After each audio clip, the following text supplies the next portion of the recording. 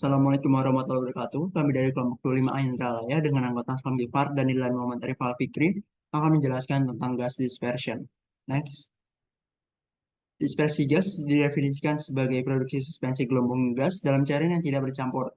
Dispersi gas biasanya diproduksi untuk meningkatkan perpindahan massa suatu komponen dari gas ke cairan ataupun dari cairan ke gas. Dispersi dihasilkan oleh perangkat pencampuran gas tertinggi yang memberikan energi turbulen tingkat tinggi ke sistem. Salah satu metode umum untuk mencapai dispersi gas adalah melalui penggunaan agitasi mekanis. Ini melibatkan penggunaan mixer atau pengaduk untuk menciptakan turbulensi dalam cairan yang kemudian menyebabkan gas tersebar ke seluruh cairan.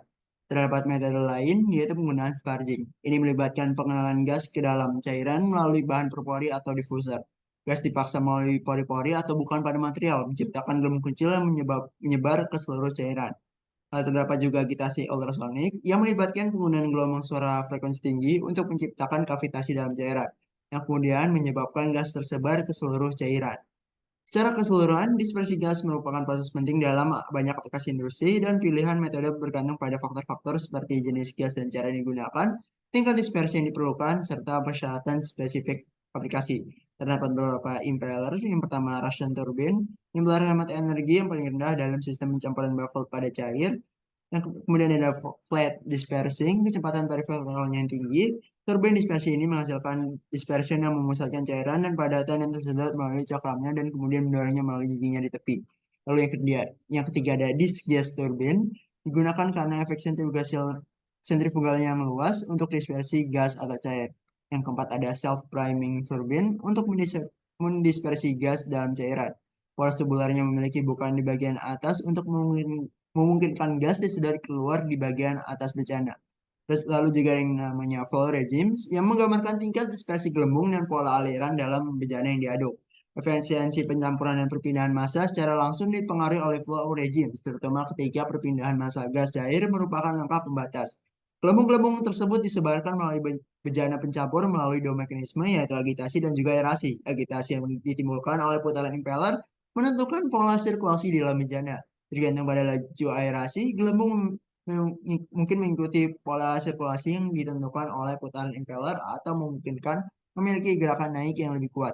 Dispersi gelembung yang sesuai dicapai bila mekanisme pengadukan dominan. Dalam hal ini fase gas memasuki sistem melalui sparger yang terletak di bawah impeller dan mengalir sesuai dengan pola cairan yang ditentukan oleh jenis impeller. Sekian. Selanjutnya, contoh soal mengenai gas dispersion. Contoh soal pertama, tangki yang diaduk dengan impeller Ruston standar diperlukan untuk mendispersi gas dalam larutan yang sifat-sifatnya mirip dengan air. Tangki akan berdiameter 3 meter, impeller berdiameter 1 meter, dengan tingkat daya 0,8 kW per meter kubik, dengan asumsi kondisi turbulen penuh dan keberadaan gas tidak mempengaruhi hubungan antara daya dan bilangan Reynolds secara signifikan, atau nilai NP sama dengan 0,7. Yang untuk pertanyaannya, pertanyaan A, berapakah daya yang dibutuhkan oleh impeller? Pertanyaan B, pada kecepatan berapa impeller harus digerakkan? Pertanyaan C, jika tangki skala pilot kecil berdiameter 0,3 akan dibangun untuk menguji proses tersebut, pada kecepatan berapa impeller harus digerakkan? Untuk penyelesaian soal A. Pada pertanyaan A, eh, yang ditanyakan yaitu nilai daya, sehingga rumus yang digunakan untuk mencari daya yaitu 0,8 kilowatt per meter kubik dikali volume. Di sini volumenya belum diketahui, maka dicarilah volume dengan rumus V per 4 dt kuadrat kali H. Kita asumsikan nilai dt sama dengan H sama dengan 3 meter. Kemudian masukkan nilainya ke dalam rumus volume tadi, yaitu V per 4 dikali 3 pangkat 3 sehingga diperoleh hasil 21,2 meter kubik. Kemudian nilai volume yang telah didapat dimasukkan kembali ke rumus daya tadi sehingga diperoleh nilai daya sebesar 17 kilowatt. Untuk yang B, yang ditanyakan yaitu nilai N. Untuk mencari nilai N, kita dapat menggunakan rumus P sama dengan NP dikali Rho kali DA pangkat 5 dikali N pangkat 3. Yang diketahui di soal, nilai NP sebesar 0,7, nilai Rho 1000 kg per meter kubik, nilai DA sebesar 1 meter. Kemudian masukkan nilai-nilai tersebut ke dalam rumus yang tadi, sehingga menjadi 17 kali 10 pangkat 3 sama dengan 0,7 dikali 1000 dikali 1 pangkat 5 dikali N pangkat 3. Sehingga nilai N diperoleh sebesar 2,9 Hz atau 173 revolution per menit. Selanjutnya pada pertanyaan C yang ditanyakan juga nilai N. Pada soal C ini kita penyelesaiannya menggunakan equipment scaling dengan rumus P sama dengan K dikali DA pangkat 5 dikali N pangkat 3. Kita gunakan untuk mencari pada tank yang berukuran besar atau tank besar. Eh, eh, kita masukkan nilai-nilai yang telah diketahui. Sehingga menjadi 17 kali 10 pangkat 3 sama dengan K dikali 1 pangkat 5 dikali 2,90 pangkat 3. Sehingga nilai K-nya diperoleh sebesar 697. Selanjutnya pada tank yang kecil, kita asumsikan DT sama dengan H sama dengan 0,3 meter. Kemudian masukkan nilai tersebut ke dalam rumus daya, yaitu 0,8 kilowatt per meter kubik dikali eh, V per 4 dikali 0,3 pangkat 2 dikali 0,3 sehingga diperoleh hasil 17 watt. Kemudian kita juga mengasumsikan pada nilai dA yaitu sebesar 1/3 dt sama dengan 1/3 dikali 0,3 sehingga didapat hasil 0,1 M. Kemudian masukkan nilai tersebut ke dalam rumus gaya tadi atau rumus equipment scaling tadi eh, menjadi 17 sama dengan 697 dikali 0,1 pangkat 5 dikali N pangkat 3 sehingga diperoleh nilai N sebesar 13,5 Hz atau 807 revolution per menit. Sekian, terima kasih. Baiklah, selanjutnya adalah soal nomor 2, yaitu sebuah tangki dengan volume 5.000 liter diisi dengan cairan yang berdensitas 1.000 kg per meter kubik dan viskositas 0,01 pasca second. Dan gas nitrogen diinjeksikan ke dalam tangki dengan kecepatan 10 liter per menit melalui sparger yang terletak di dasar tangki.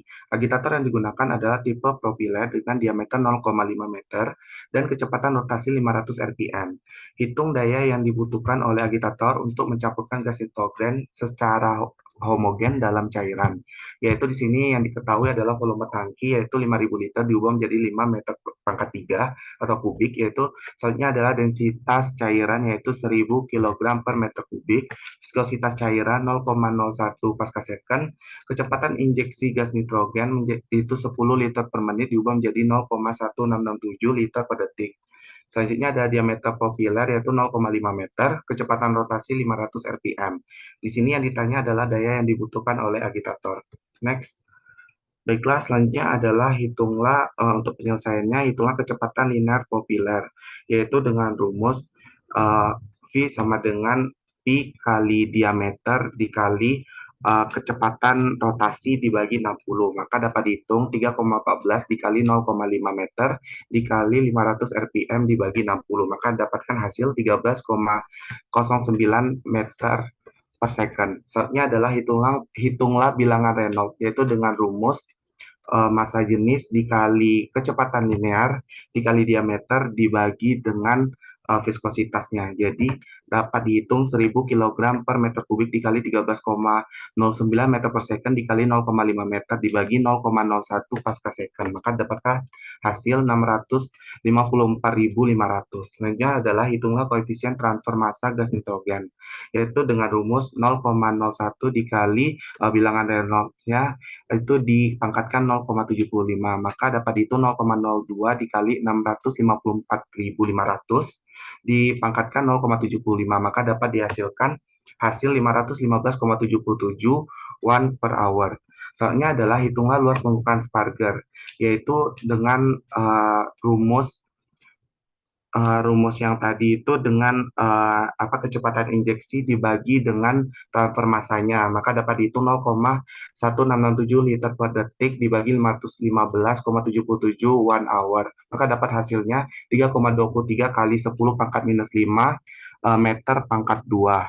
Selanjutnya adalah hitunglah laju transfer massa, yaitu dengan rumus tadi koefisien transfer massanya itu dikalikan dengan luas permukaan, jadi 515,77 1 hour dikali 3,23 kali 10 pangkat minus 5 M itu meter pangkat 2, maka dapat hasilnya 0,0167 mol per meter pangkat 2 second. Selanjutnya adalah hitunglah daya yang dibutuhkan oleh agitator, maka P sama dengan 2 Pi kali massa jenis dikali dengan kecepatan linear kubik diameter kubik dikalikan dengan laju transfer massanya dibagikan 3, maka dapat dihitung 2 kali 3,14 dikali 1.000 kg per meter kubik dikali 13 0,09 meter per second kubik dikalikan dengan 0,09 meter kubik dikalikan 0,0167 mol per meter pangkat 2 second bagi 3, maka dapat dihasilkan daya yang diperlukan oleh agitator untuk mencampurkan gas nitrogen secara homogen dalam cairan adalah sekitar 275,9